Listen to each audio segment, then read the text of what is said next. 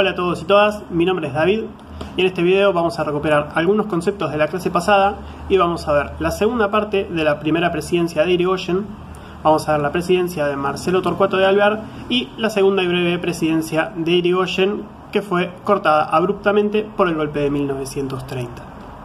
Bien, como habrán visto en la clase pasada, el radicalismo llega al poder a través de un gran caudal de votos proveniente de diferentes sectores sociales, tanto de sectores de la élite como las clases medias y la clase obrera. Estos últimos dos actores eran debutantes en el nuevo sistema democrático inaugurado por la reforma de 1912, es decir, la ley Sáenz Peña, que instauró el voto universal, secreto y obligatorio masculino. Bien, que el radicalismo haya llegado al poder a través de estos votos provenientes de sectores tan distintos, sumado a que no tenía un programa político específico. Recuerden que el radicalismo se veía a sí mismo como un movimiento, no como un partido político. Lo que hará es que una vez que deba tomar decisiones estando en el gobierno, enfrentará y perjudicará a algunos sectores favoreciendo a otros. Esto se verá de manera particularmente clara en su relación con la clase obrera, ya que en un primer momento el irigoyenismo buscará llevar a cabo una política de acercamiento con los sectores obreros, es decir, intervenir en los conflictos entre el capital y el trabajo, es decir, entre los patrones y los obreros, en busca de poder resolver algunas de las demandas que los sectores obreros venían manteniendo hace ya bastantes años. Pero la finalización de la Primera Guerra Mundial en 1918 traerá una serie de problemas económicos, tales como la recuperación de las economías europeas, la baja en los precios de los productos agropecuarios por el aumento de la oferta, la imposibilidad de mantener la leve industrialización que se había realizado en el país para sustituir los insumos europeos que por la guerra no se podían importar. Toda esta serie de dificultades, sumado a las presiones de los sectores de la élite que veían con muy malos ojos la política obrerista del radicalismo, llevarán a que este gobierno dé un giro bastante abrupto en su relación con las clases obreras. El punto de inflexión que se suele citar en esta relación entre el radicalismo y el movimiento obrero son los acontecimientos conocidos como la Semana Trágica, que se produjeron en enero de 1919, cuando trabajadores de los talleres Bacena, que se encontraban en la ciudad de Buenos Aires, llevaron a cabo un movimiento huelguístico en reclamo de la política de despidos y reducción de salarios que los patrones de los talleres estaban llevando a cabo. Todo esto como consecuencia de la crisis económica que produjo el final de la Primera Guerra, como vimos recién. Este movimiento huelguístico fue reprimido duramente, primero por la policía, lo que llevó a una huelga general, y luego por tropas del ejército. Claro está que en esta decisión no solo encontramos al gobierno radical como responsable, sino también a la fuerte presión que estaba ejerciendo la élite.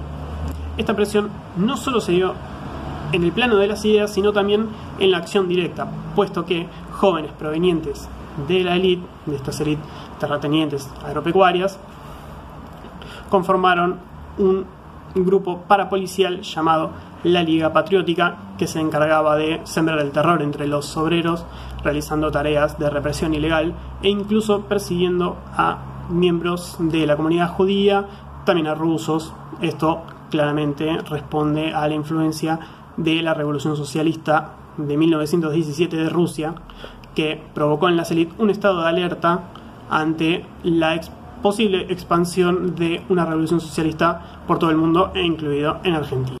Ante esta relación conflictiva del radicalismo con los sectores obreros, Irigoyen buscará consolidar sus apoyos en los sectores de clase media.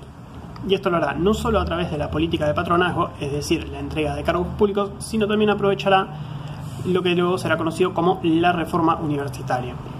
Los sectores medios que habían podido ingresar a las instituciones de educación superior comenzaron a tener una serie importante de reclamos, entre ellos la actualización de los planes de estudio, que los concursos para los docentes sea por idoneidad y no por contactos con la élite, y su participación en la política interna de la facultad. Irigoyen utilizará estos reclamos como una válvula de escape para mejorar su relación con la clase media ante esta nueva relación cada vez más conflictiva que él tenía con la clase obrera. Por otro lado, que esta relación conflictiva con la clase obrera se mantendrá hasta el final de su primer mandato lo demuestra los acontecimientos de 1921 con trabajadores en la Patagonia que reclamaban por los despidos y la reducción de salarios que se habían dado ante la caída del precio internacional de la lana. Otra vez recuerden las consecuencias del final de la Primera Guerra Mundial.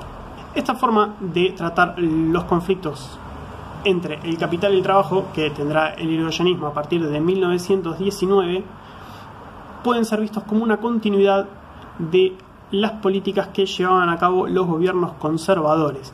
Y esta continuidad, lo veremos un poco más adelante, tendrá graves consecuencias para el nuevo sistema democrático. También en 1921 se discutía quién sería el sucesor de Irigoyen en ocupar la presidencia, puesto que la constitución vigente en ese momento, la de 1853, no permitía la reelección presidencial. El elegido para este puesto sería Marcelo T. de Alvear, obviamente elegido por Irigoyen. Si bien Alvear tenía unas características bastante distintas a las de Irigoyen, por ejemplo, era miembro de la élite. Esto también puede ser visto como una muestra del giro que el gobierno había dado ante la presión de este sector tan poderoso. Si bien en primera instancia se podría creer que Alvear, ante la enorme popularidad y el poder que tenía Irigoyen a nivel nacional, hubiera sido una especie de títere del caudillo populista, pero esto no va a ser tan así. Alvear va a tener políticas propias, va a seguir su camino propio y en muchas veces tomará decisiones que incluso estaban en total contraposición con las que había tomado Irigoyen en su primer gobierno. Por ejemplo, intentará disminuir fuertemente el patronazgo, la entrega de cargos, ya que esto provocaba un déficit fiscal muy importante en el Estado, y por el otro también disminuirá mucho la intervención en los gobiernos provinciales. Esta diferencia de estilos no solo muestra que son dos gobernantes muy distintos, sino también, y más importante, muestra que se estaban produciendo dos facciones al interior del radicalismo, es decir, dos grupos separados e incluso antagonistas. Estos dos grupos serán, por un lado, los personalistas, que estaban del lado de Irigoyen y su forma de hacer política, y por el otro lado los antipersonalistas, que estarán en contra de Irigoyen. Este grupo luego se aliará con fuerzas conservadoras y con sectores del Partido Socialista. Otra política que podemos observar del gobierno de Alvear, que se separa bastante de la de su predecesor, es la relación con los Estados Unidos.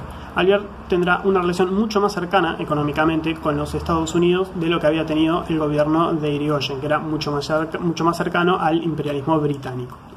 Los bienes e inversiones proporcionados por Estados Unidos al país sirvieron para desarrollar el mercado interno, para abastecerlo mejor e incluso para mejorar empresas de servicios públicos. El ejemplo más importante es el de YPF, que gracias a estas inversiones pudo desarrollarse y convertirse en la primera refinería del país. Pero este acercamiento económico con los Estados Unidos será temporario, ya que el país del norte dejará de importar carne vacuna argentina ante un supuesto brote de fiebre aftosa.